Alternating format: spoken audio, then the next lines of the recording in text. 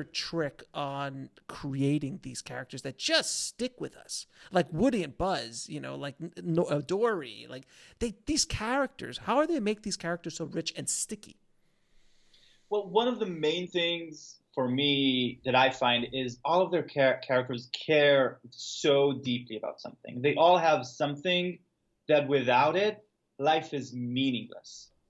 Like Interesting. one of the smartest decisions they made in developing Toy Story is saying, oh, there's nothing a toy wants more than to be played with. That premise is the engine for all of those films.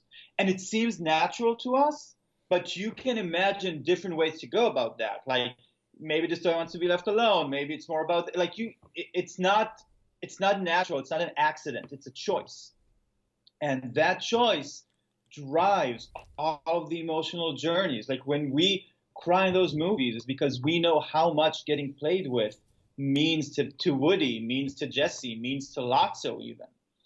And they do it in all of their films, obviously Finding Nemo, Up, the connection to the house, Joy in that opening, right, where you see how Riley's mind develops. Joy says, it's my job in life to keep this girl happy. When this girl isn't happy, I, as a person, am failing, you know? And they do, I think a lot of times when people develop a story, they find what the character wants or they find a problem the character have, but they don't necessarily set up why it's so important to them or how deeply it's ingrained into their identity. Pixar's characters cannot live without the things Pixar then takes away from them. Right. So like Wally, his whole existence is about cleaning, putting things away, organizing, and And doing. also, one of the first things we see him do, right? He's cleaning all those things. He's alone on the planet. He has this one friend that's a cockroach that sort of goes along with him. And then he goes home, and what does he do? He watches a video from Hello Dolly. And Right. there's that close-up, if you remember, that close-up of his hands touching each other, Yes. like the Yes. couple does in the movie. And that's what he wants. And then Eve shows up, and you're like, oh my God, this is his chance. When is another robot gonna be there? He can't fuck this up, He can't screw this up. I don't know what your audience is It's like. fine. It's fine. It's fine. It's fine. um, and that just that. And think about what's working here: a robot watching a scene from an old musical, but it shows you how much he yearns for love. Right. And that's what they do, whether it's Remy risking his life to get a spice from an old woman's house, right?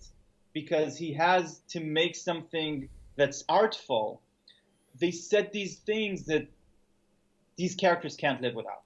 Yeah. And going down the line, almost every Pixar movie that I can think of, there is something that the main character cannot live without. You're right. From Ratatouille wanting to cook to Finding Nemo, to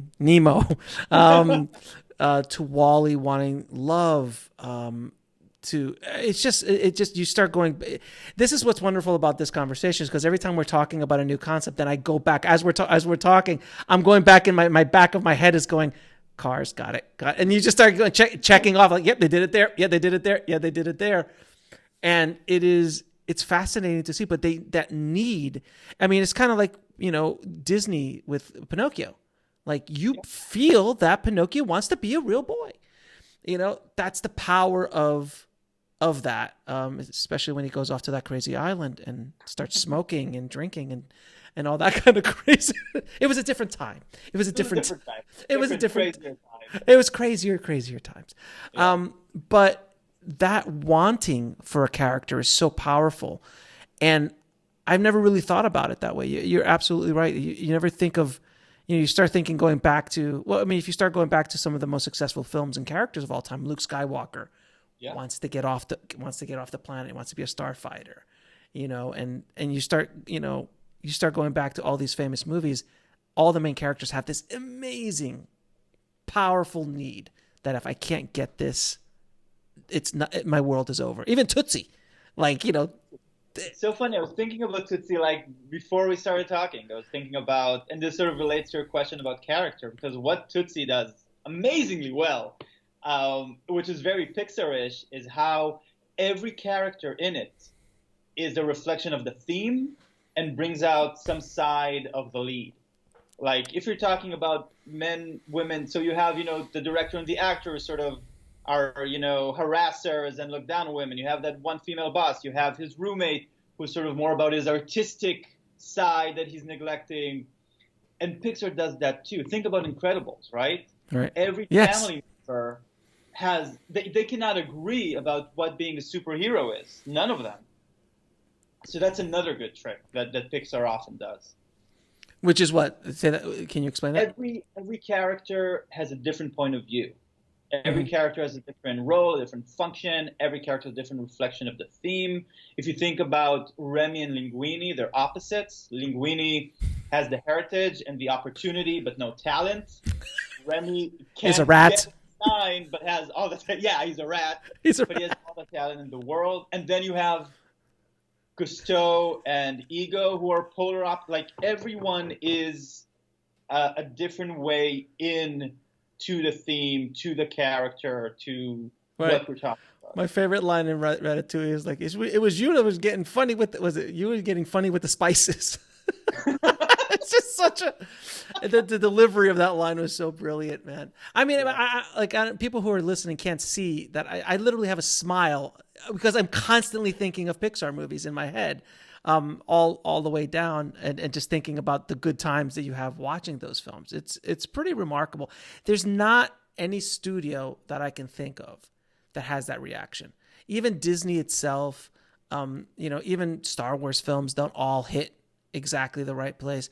Marvel is close, but even Marvel is not, you will never get what you got at the end of Marvel Avengers Endgame. Like that, it took 10 years to get there.